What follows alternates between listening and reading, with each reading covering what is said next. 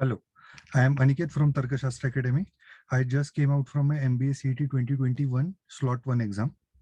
The exam was very easy. सबसे easy exam पिछले 10 सालों में सबसे easy exam था आज का जय एड्यू स्पार्क. ठीक है, इतना easy था कि आप पूरे 200 क्वेश्चंस अटेम्प्ट कर सकते हो. I had 30 minutes left after attempting 200 questions, है ना. अभी मतलब मेरा फिर वर्बल में थोड़ा सा मेरा और टाइम मैंने फिर स्पेंड किया, but then I had ample amount of time after solving abstract, quant and logical reasoning. Now one important thing is, आपकी सारी स्ट्रेटेजी वेस्ट जाएगी. क्यों? क्योंकि the questions are jumbled up. जो आप सोच के आ रहे थे कि पहले एब्स्ट्रैक्ट करेंगे, फिर बाद में वर्बल में जाएंगे, फिर क्वांट में जाएंगे, या फिर जो कुछ भी आपकी स्ट्रेटेजी थी, वो it is going to go in the drains. क्यों? क्योंकि the questions are jumbled up. पहले 5 क्वेश्चन क्वांट के आएंगे, फिर 2 क्वेश्चन एब्स्ट्रैक्ट के आएंगे, फिर 3 क्वेश्चन वर्बल के आएंगे, फिर एक आरसी आ जाएगा, फिर एकदम से पजल आ जाएगा. तो इस हिसाब से था पेपर. तो no strategy is going to work.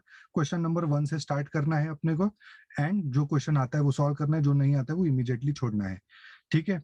The interface is also bit different, है ना. जो अपना आईबीपीएस का इंटरफेस है वैसा नहीं है. लेफ्ट साइड में क्वेश्चन नंबर्स है, एंड मार्क एंड अनमार्क. ये मतलब थोड़ा सा इंटरफेस में भी डिफरेंस है कि क्योंकि आप मार्क एंड नेक्स्ट वाला ऑप्शन नहीं है, सिर्फ मार्क करना है, फिर अलग बटन दबाना है आपको नेक्स्ट के लिए. So little bit difference in the interface, but then वो 1-2 क्वेश्चन बाद आपको समझ में आ जाएगा कि ऐसा इंटरफेस है.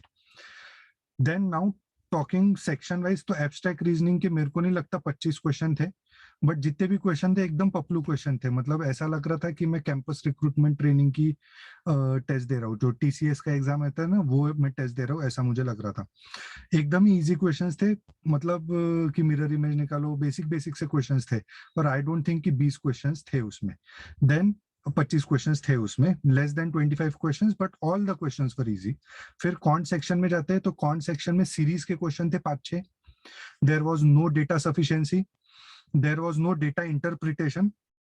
सुनो, डेटा सफिशिएंसी भी नहीं था, डेटा इंटरप्रिटेशन भी नहीं था, क्वाड्रेटिक कंपैरिजन नहीं था, क्वाड्रेटिक वो जो इनइक्वालिटीज वगैरह रहते वो कोई भी क्वेश्चन नहीं थे. ठीक है. There were few questions on series के क्वेश्चंस थे. फिर अपने जो जनरल अरिथमेटिक के क्वेश्चंस थे वो थे, बहुत ही इजी क्वेश्चंस थे. Then surprisingly there was 1 question on logs, then 1-2-3 questions on numbers, and permutation combination के ऊपर भी 1-2 क्वेश्चंस थे, जो हम जनरली अभी तक सीईटी में नहीं पूछे गए थे. ऐसे टॉपिक्स के ऊपर भी क्वेश्चन थे. But surprising thing, data interpretation 0 sets, एक भी क्वेश्चन नहीं था. ठीक है. नेक्स्ट अपन फिर अभी जाते हैं एलआर सेक्शन में. एलआर सेक्शन में पजल्स बहुत ही ज्यादा इजी थे. 5 या 6 पजल्स आए थे. उसमें से 2 puzzles I found bit difficult. एक पजल था अपना family tree and linear arrangement facing towards south towards north. तो ये अलग सा, मतलब थोड़ा सा डिफिकल्ट लेवल का पजल था. फिर एक एस्टिमेटेड आवर्स एक्चुअल आवर्स का एक अलग से पजल था. मतलब ये थोड़ा सा अलग, मतलब जो अपन रेगुलर पजल्स करते वैसे नहीं थे. बाकी फिर 3-4 एक अपना अरेंजमेंट का पजल था, सर्कुलर अरेंजमेंट का पजल था, वो इजी था. फिर अपना एक इसका पजल था अपना, क्या कहते हैं, फ्लोर अरेंजमेंट का. फिर एक एज के हिसाब से अरेंज करने वाला पजल था. तो इजी थे पजल्स. बस 2 या मैक्सिमम 3 पजल्स डिफिकल्ट थे. फिर अपने कन्वेंशनल इसमें अपना क्रिटिकल रीजनिंग बहुत कम आया था. मतलब 7-8 क्वेश्चंस रहेगी क्रिटिकल रीजनिंग, वो भी स्टेटमेंट अजम्पशन स्टेटमेंट कंक्लूजन के ऊपर नहीं थे. कॉज एंड इफेक्ट के ऊपर, असर्शन रीजन के ऊपर ज्यादा क्वेश्चंस थे.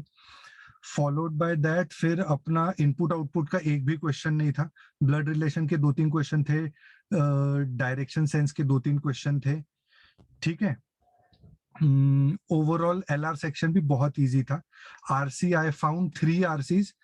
आरसीज थोड़े पढ़ने को मेरे को तो डिफिकल्ट गए. I am not a verbal faculty, तो शायद मेरे को वो डिफिकल्ट गए थोड़े से. बट उसके बाद grammar was very easy. Grammar के बाद अपना पैराजंबल्स के 2-3 क्वेश्चंस थे. 1 सेकंड ना. पैराजंबल्स के 2-3 क्वेश्चंस थे, वो भी एकदम इजी थे. ग्रामर इजी था. सिनोनिम एंटोनिम के बहुत ज्यादा, मतलब एक अराउंड 8 से 9 क्वेश्चंस थे सिनोनिम एंटोनिम्स से रिलेटेड, मतलब वोकैबुलरी रिलेटेड. तो वो उसके ऊपर थोड़ा सा वेटेज था. ओवरऑल बहुत इजी पेपर था. कुछ भी मतलब ऐसा नहीं था कि जो आप सॉल्व नहीं कर सकते थे. And the time was also sufficient. According to me the cut offs are going to shoot up, मतलब 150 का कट ऑफ मेरे हिसाब से तो टच करना चाहिए JBIMS ने। बहुत ही इजी पेपर था एंड स्ट्रेटेजी कुछ भी नहीं कर सकते थे, मतलब जो अलग अलग स्ट्रेटेजी आपने सोची थी वो सब वेस्ट हो गई है। अभी आपको क्वेश्चन 1 से सॉल्व करना है। Now it is very important कि आप अपना क्वेश्चन लीव करो जल्दी, है ना। How well you leave the question is very important now, है ना। देखते बराबर लीव करना है, क्योंकि पूरे 200 क्वेश्चन देख के आना है, क्योंकि वो 200 के 200 क्वेश्चंस इजी है, अच्छे खासे क्वेश्चंस। 200 में से 150 क्वेश्चंस ऐसे रहेंगे जो आपको लगेगी कि इजी है ना। So make sure you save time, ठीक है। Trust your knowledge, trust your ability and क्या कहते हैं अपना जय Eduspark. Okay, thank you so much. चलो, जय हिंद।